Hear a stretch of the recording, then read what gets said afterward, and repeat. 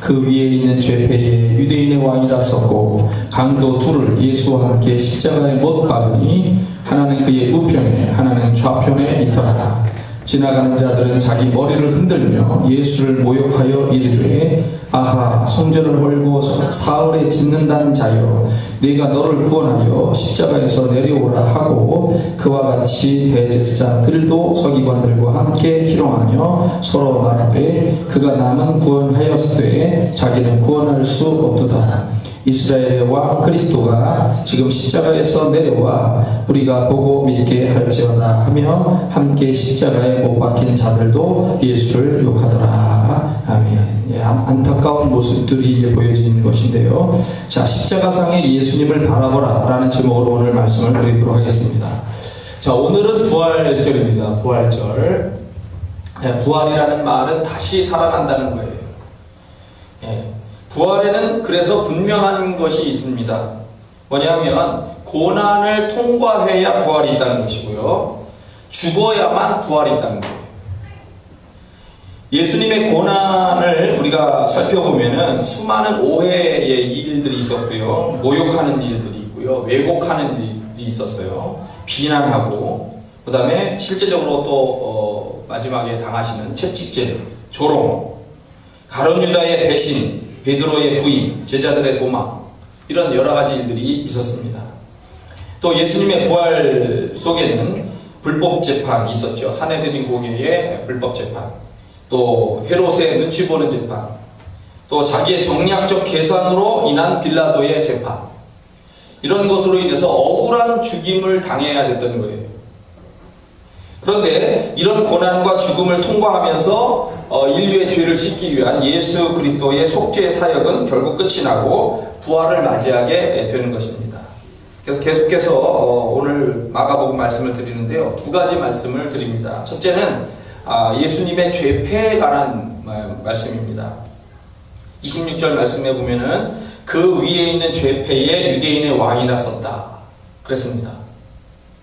자, 십자가 못 박을 때 이 십자가가 더하기 2처럼 되어 있는 게 있습니다. 이제 물론 T자형도 있고 X자형도 있지만 예수님은 이 죄패가 위에 붙었기 때문에 더하기 형태의 십자가에 매달렸을 거다라고 보게 되는데, 이 죄패라고 하는 것은 뭐냐면 그 사람의 죄가 무엇이다 라고 하는 내용을 담고 있습니다. 죄목이죠, 죄목. 이 사람이 어떤 죄를 짓고 이렇게 죽는다. 유대인들도 마찬가지지만 로마인들도요, 죄 문제에 관해서 공개적으로 이렇게 공적으로 공개하는 것이 이게 하나의 관습처럼 습관처럼 되어 있습니다. 또 로마인들의 경우에는 보면 죄수가 죄명을 적은 이 명패를 가슴에 달거나 목에 걸고 처형장으로 가게 했다고 합니다. 명패라고 하는 것이 어떻게 생겼냐면은 주로 나무판에다가 이제 새기게 되는데 석회를 입힌다 그래요. 석회. 옛날에 이제 그 중요한 조각들 같은 경우에는 회반죽을 해가지고 이렇게 바르죠. 석회를 해가지고 잘 이제 오래도록 가게 만들려고 하는 거예요. 그래서 회반죽을 해가지고 그 나무판 위에다가 지금 이렇게 덮고 그 위에다가 검은 글씨나 붉은 글씨로 죄목을 기록을 했다라고 이렇게 알려지고 있습니다. 그런데 이 빌라도 총독은 예수님의 죄패를 적을 때 대제사장들과 서기관들과 장로들, 이 산헤드린 공의회가 지적했었던 친성모독죄를 적은 게 아닙니다. 또 그들이 로마 총독인 자기에게 들고 나왔었던 정치적 반란죄, 그래야 이제 죽일 수 있으니까 정치적 반란죄를 이 죄목을 거기에다가 또 적은 것도 아니에요. 오히려 예수님의 죄패에 예수님이 유대인의 왕이라고 하는 것만을 적었다는 거예요. 이게 아주 신기한 일입니다. 마태복음 27장 37절에 보면 유대인의 왕 예수라고 적었다라고 이렇게 되어 있고요. 요한복음 19장에 보면은 나사렛 예수 유대인의 왕 이렇게 기록했다라고 이제 약간 말들이 달리긴 합니다만, 요한복음 19장에는 세 나라의 말로 적었다라고 이렇게 또 표현이 되어 있습니다. 유대인들이 자기들의 언어인 히브리어, 유대인들이 볼 수 있게끔 히브리어로 적었고요. 그 다음에 로마 사람들을 위해서 로마어, 라틴어인데 라틴어로 또 적었고요. 또 일반 많은 사람들을 위해서 헬라어, 히라버로도 말하는데 헬라어로도 적었다 이렇게 되어 있습니다. 지금 6월절 절기를 맞이해서 예루살렘 성에는 약 200만 명 정도가 모여 있습니다. 그 200만 명이 모인 사람들 중에는 누가 있냐면 자기들 지역 안에 있는 유대인, 그러니까 본국에 살고 있는 유대인들만 있는 것이 아니라 타국에서 흩어져서 살고 있는 유대인도 들어와 있는 거예요. 그거를 디아스포라 유대인, 흩어진 유대인이라고 하는데 디아스포라 유대인이라고 합니다. 그 사람들이 또 들어와 있고 또 이방인들 중에 하나님을 섬기겠다라고 해서 찾아온 사람들도 같이 있기 때문에 모든 사람들이 보라는 얘기예요. 요한복음 19장 20절 말씀, 예수께서 못 박히신 곳이 성에서 가까운 고로 많은 유대인이 이 패를 읽는데 히브리와 로마와 헬라말로 기록되었더라. 유대인의 대제사장들이 빌라도에게 이르되 유대인의 왕이라 쓰지 말고 자칭 유대인의 왕이라 쓰라 라고 이렇게 요구를 했어요. 하니까 빌라도가 대답하되 내가 쓸 것을 썼다 하니라. 자, 빌라도 총독은 잘못한 것이 있죠. 이 정략적인 재판을 했으니까 죄가 없는 예수 그리스도를 채찍질하고 조롱받게 하고 그리고 십자가 처형으로 죽이는 일에 결정적인 일을 했습니다. 그런데 자칭 유대인의 왕이라고 써달라고 하는 대제사장들의 요구도 묵상하고 마지막 남은 양심의 소리를 따라서 예수께서 왕이심을 이렇게 적게 했다는 거죠. 이 사실로 빌라도가 확인하는 것은 예수님은 유대인의 왕이지만 정치범이 아니며 동족의 버림을 받아 십자가에 처형당했다라고 하는 것을 얘기하고 싶은 거예요.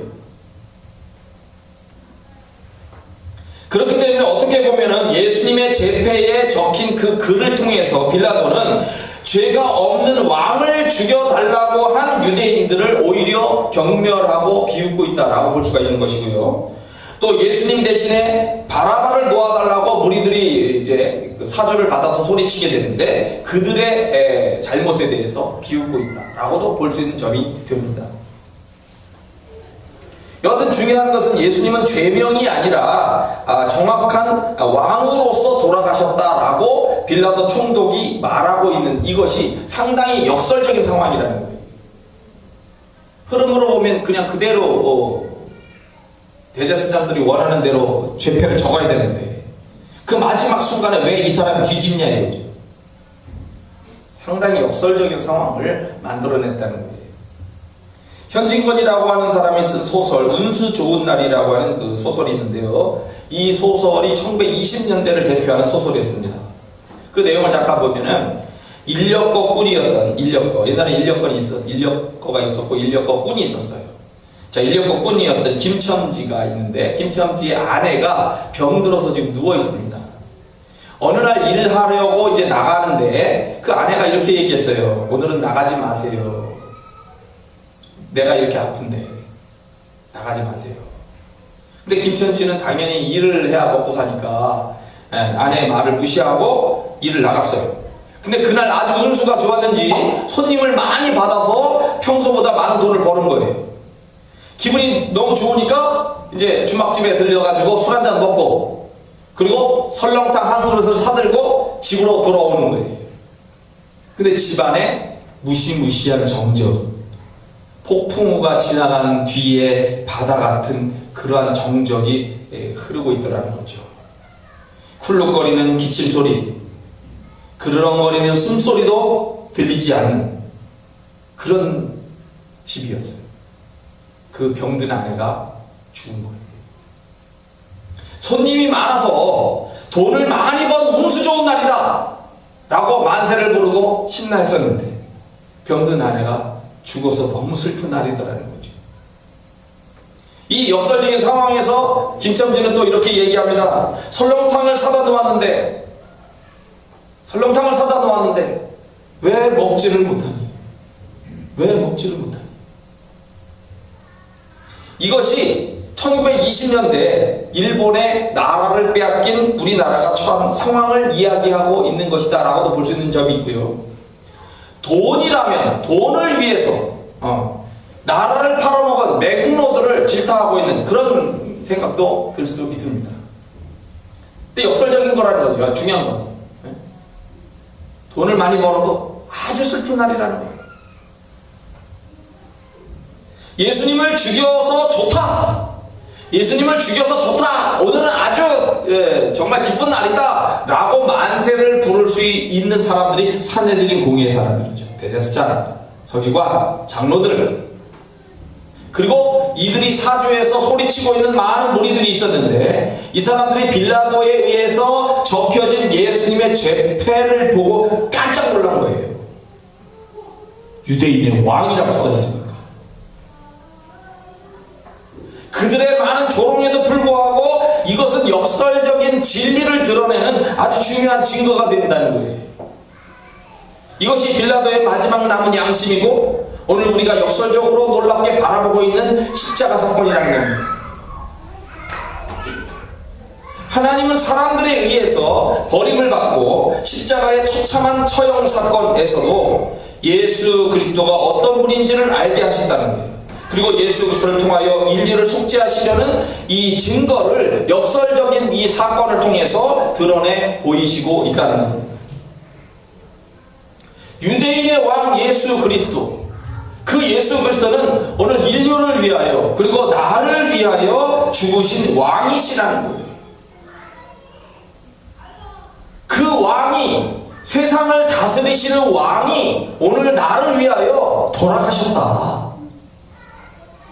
근데 그거를 알지 못하고 그분이 죽는 거를 보면서 좋아하고 잘한다고 이렇게 하고 돌을 던지고 때리고 주먹으로 치고 그렇게 했었던 사람들이 때로는 나이지 않나.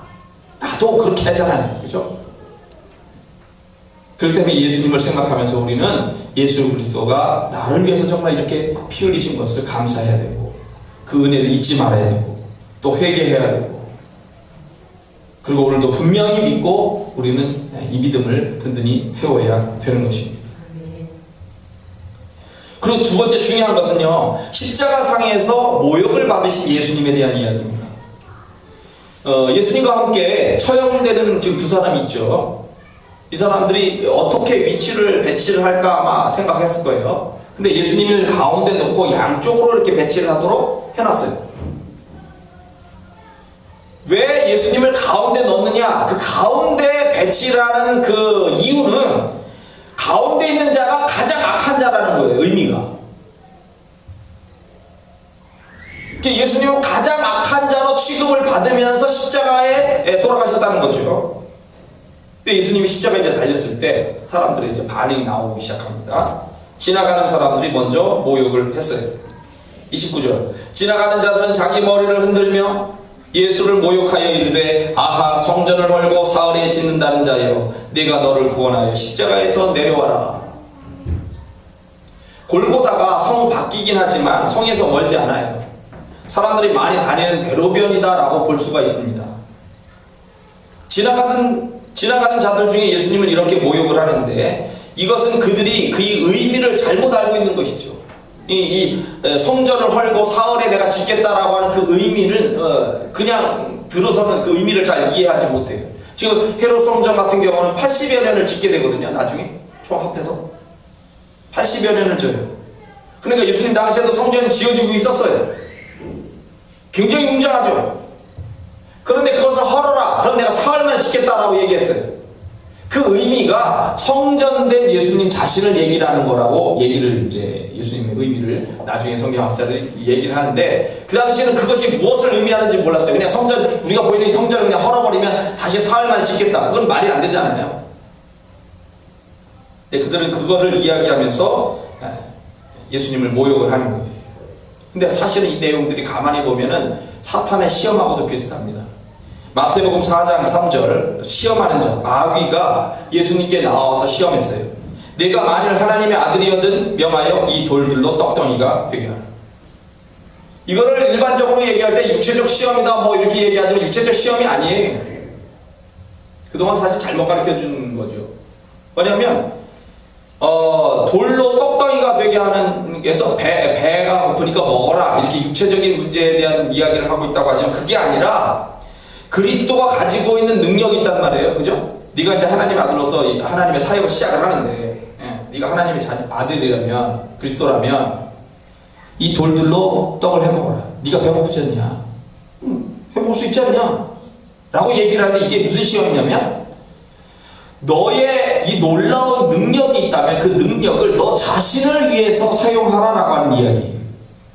자기가 가지고 있는 능력을 하나님의 사역을 위해서 다른 사람들을 돕고 치유하고 고치고 살리는 이런 일을 쓰지 말고 네가 지금 현재 배가 고프니까 너 자신을 위해서 써라 라고 이렇게 그 의도를 이렇게 바꾸는 거죠.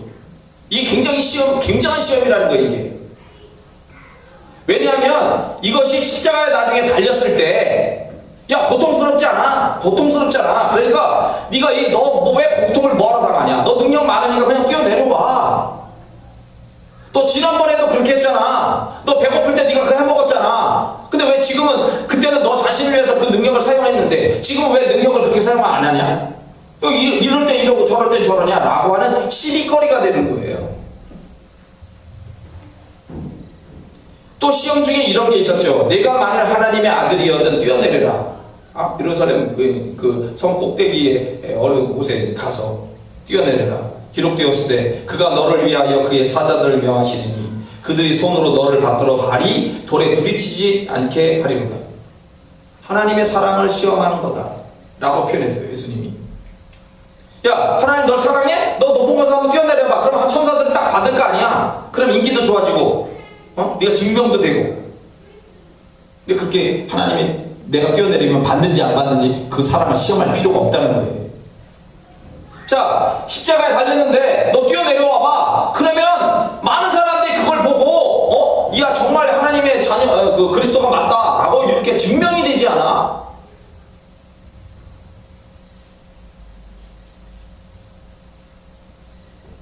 그리스도의 능력을 너 자신을 위해서 사용해보고 고난이 왔을 때 그거를 피해봐라.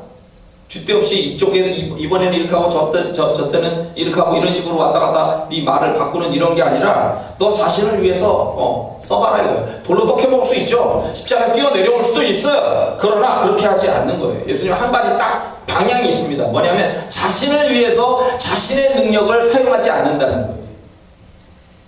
오직 하나님을 위하여 힘을 쓰는 거죠. 하나님의 뜻을 위하여 다른 사람들을 위하여 힘을 쓰려고 하는 거예요. 그리고 하나님의 변치 않는 사랑을 끊임없이 믿어요. 믿고 있는 거예요. 시편 22편 나를 보는 자는 다 나를 비웃으며 입술을 삐죽거리고 머리를 흔들며 말하되 그가 여호와께 의탁하니 구원하실걸 그를 기뻐하시니 건지실걸 하나이다. 사람들이 지금 지나가면서 그렇게 소리치는 거예요. 모욕하고 있다는 거예요. 성질 같아서는 당장 뛰어내려와서 증거를 보여주고 혼내키고 싶겠죠. 근데 그렇게 하지 않는 거예요. 그 다음에 두 번째는 대제사장들과 서기관들과 장로들 이 산헤드린 공회의 관리들이 모욕했다라고 나옵니다. 대제사장들도 서기관들과 함께 희롱하며 서로 말하되 그가 남은 구원하였으되 자기는 구원할 수 없도다. 이스라엘의 왕 그리스도가 지금 십자가에서 내려와 우리가 보고 믿게 할지어다 라고 소리를 지릅니다. 마태복음에는 장로들까지 표현이 나오고 누가복음에는 관리들이라고 표현하고 있어요. 자, 중요한 것은 대제사장들과 서기관들이 지금 증언하는 내용을 가만히 보면요 놀라운 게 하나 있습니다. 뭐냐면 그가 남은 구원하였으되 그가 남은 구원하였다. 그러나 자기는 구원할 수 없구나 라고 이렇게 말하고 있다는 거예요.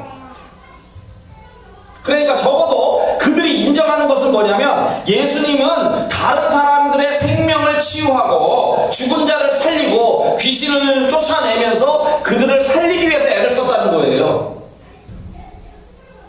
그들이 말을 하고 있지만 그 말의 허점이 있는 거죠.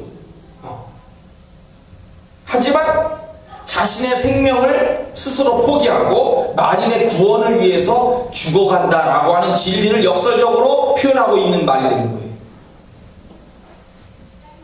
이것이 하나님의 속죄를 이루는 길이라고 하는 것을 그들은 모르고 이 무지한 모독의 말을 하고 있다는 거예요. 무지한 모독의 말을. 또 이야기합니다. 이스라엘 왕 그리스도가 지금 십자가에서 내려와 우리가 보고 믿게 할지어다. 자, 십자가에서 탁 뛰어내리면 이적이 일어나는 거예요. 이적. 놀라운 기적이란 말이에요. 이적. 야, 이거는 하나님만 보여주는 기적이라는 거지. 그지? 십자가 탁 뛰어내려온다면. 그럼 여러분 사람들이 믿을까요? 물론 1차적으로 믿겠죠. 생각할 수 있어요. 믿겠죠. 그런데 예수님은 그 전에도 그런 말씀을 비슷한 말씀이 이제 사건에 나타나요. 쉽게 모병이요. 뭐 이런 거.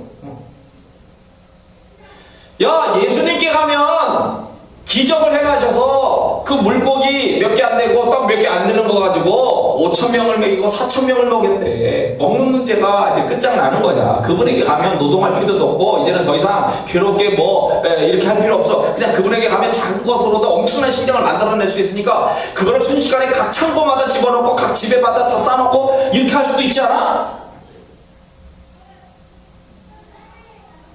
야, 이분을 왕으로 삼고 우리가 가자.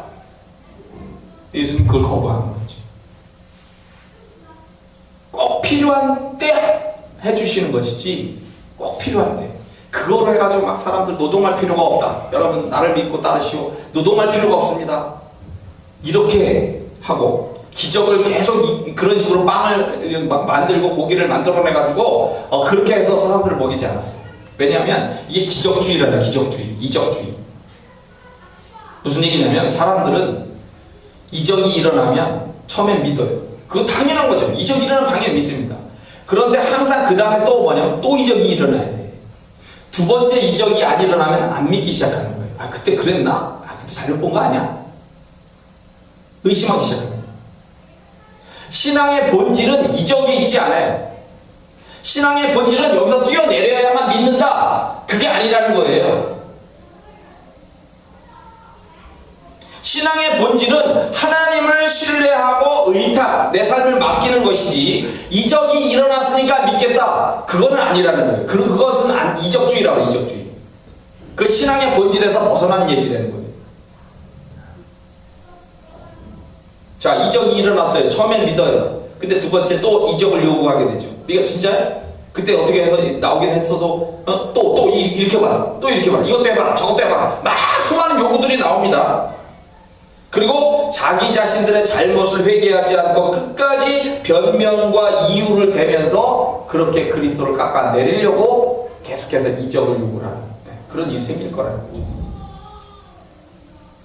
예수님은 자신을 위하여도 그렇게 능력을 행하시지 않았고, 그리고 그들이 원하는 대로 그렇게 이적을 보여주어서 믿게 하겠다. 그 나를 반대하는 자들, 모욕하는 자들도 이적을 보여주어서 그들의 마음을 바꿔가지고 믿게 하겠다. 절대 그렇게 하지 않았다. 누가복음 23장 세 번째, 군인들이 모욕하더라는 겁니다. 군인들도 희롱하면서 나와 신포도주를 주며 이르되 네가 만일 유대인의 왕이면 네가 너를 구원하라. 군병들은 지금 지휘관의 명령, 빌라도의 명령에 따라서 움직이고 있습니다. 십자가 사형을 집행했어요. 그리고 앉아있기도 하고 또 지금 움직이면서 신포도주를 가져다 주면서 지휘관의 권한 아래서 그렇게 예수님을 모독하고 있다는 거죠. 그 사람들은 모르니까 그렇게 하고 있는 거죠, 사실은. 그 다음 네 번째는 강도들이 모욕하더라는 겁니다. 32절, 함께 십자가에 못 박힌 자들도 예수를 욕하더라. 외경이 있습니다. 외경. 성경을 우리가 정경이라고 해요. 정경이라고 하는 것은 의미가 갈대, 잣대 이런 의미입니다. 그러니까 쉽게 얘기하면 영어로 이제 캐논이라고 해요. 캐논. 정경이라는 말은 캐논이어서 우리 삶의 잣대, 자가 되는 우리 삶을 재볼 수 있는 잣대, 기준점이 된다라고 하는 이런 의미예요. 그게 정경이에요. 66권이 우리가 이제 그렇게 믿는데, 정경에 들어와 있지 않은 것을 외경이라고 합니다. 외경. 조금 정경의 수준보다 조금 낮은 것이 아닌가라고 하는 것을 외경으로 해서 정경 밖에 있습니다. 카톨릭에서는 외경도 여러 가지를 또 믿고 있어요. 근데 개신교는 믿진 않지만, 근데 외경이 있고 또 거짓말이 좀 많이 포함된 것 같지 않아? 라고 하는 거를 위경이라고 해요. 위경. 좀 거짓말이 좀 섞여 있는 것 같다라는 생각이 드는 걸 위경이라고 해요. 근데 전통적으로 이제 66권이 있고 정경, 외경, 위경. 자, 근데 이 외경, 기본적인 성서 외에 있는 외경 중에 카톨릭에서는 믿고 있습니다만 도마복음이라는 게 있어요. 도마복음. 도마복음에 보면은 예수님의 좌편에 달린 강도의 이름이 게스타이라고 하는 사람이었고요. 게스타이. 우편에 달린 강도의 이름이 데스마이였다라고 해요. 데스마이. 게스타이, 데스마이. 자, 근데 이 사람들은 강도라고 표현을 하고 있지만 그때 당시에 이 십자가형을 받는 사람들은 반란자예요. 로마의 권력에 대해서 반란을 일으키고 대항을 하다가 잡힌 거죠. 그래서 처형을 당하는, 죽기경 요즘으로 우리에게는 독립투사 같은 사람이라는 거죠. 사실은 강도라고 표현하는 것은 로마 시대에 살고 있기 때문에 그렇게 표현할 수밖에 없는 거지만 그들 입장에서 보면 독립투사들의 가능성이 높죠. 이 사람들이 예수님을 욕했다라고 지금 여기서는 얘기를 하고 있는데 누가복음 23장을 보면 놀라운 반전이 하나 나타나게 됩니다. 신앙생활을 오래 한 사람들은 다 알고 있는 것이지만, 자, 이 십자가에 달린 행악자 중에 하나가 비방을 먼저 합니다. 네가 그리스도가 아니냐? 너와 우리를 구원하라! 라고 예수님께 소리를 질러대요. 그러니까 이 하나는, 또 한 사람은 우측에 있는 것으로 전통적으로는 알려져 있는 사람입니다. 예수님 우측에 있는 달린 이 강도 데스마이라고 하는 이 사람은 이 왼쪽에 있는 게스타이를 꾸짖으면서 내가 동일한 정죄를 받고서도 하나님을 두려워하지 아니하느냐? 우리는 우리가 행한 일에 상당한 보응을 받는 것이니 이에 당연하거니와 이 사람이 행한 것은 옳지 않은 것이 없느니라.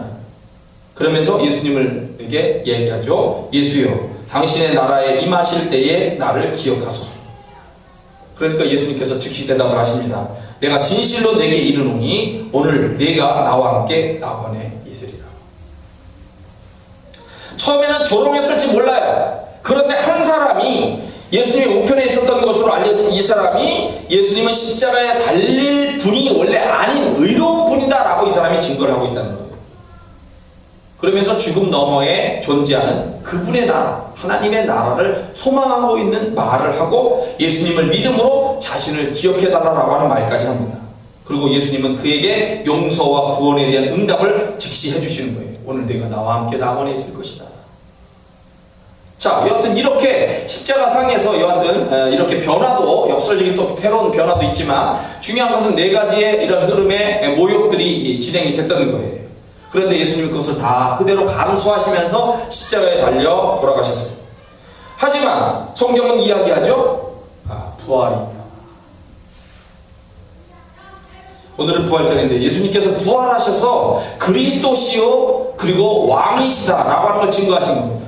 내가 한 말이 거짓이 아니다라고 하는 것이 증거가 되는 거예요. 만약에 죽었다면 그냥 그것으로 끝입니다. 거짓말을 했구나.